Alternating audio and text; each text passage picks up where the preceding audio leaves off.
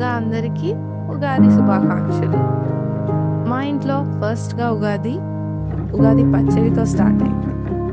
ఉగాది పచ్చడి అంటేనే షడ్‌రుచులు. మన లైఫ్‌లో డిఫరెంట్ టేస్ట్స్ ఎలా ఉంటాయో ఈ ఉగాది పచ్చడిలో కూడా అలానే ఉంటాయి.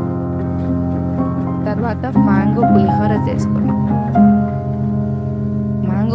చేసుకున్నాక భక్షాలు. నెయ్యి వేసుకొని భక్షాలు తినాల్సిందే కదా ఉగాది అంటే.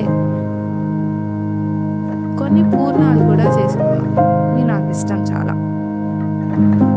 ఇవన్నీ దేవుడికి పెట్టేసి, దేవుడా ఇయర్ చాలా బాగుండేలా చూసుకో అని చెప్పేసాం.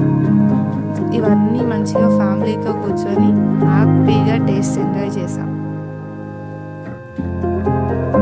ఉగాది అంటేనే పంచాంగ శ్రవణం. ఇయర్ ఎలా ఉందో చూసుకొని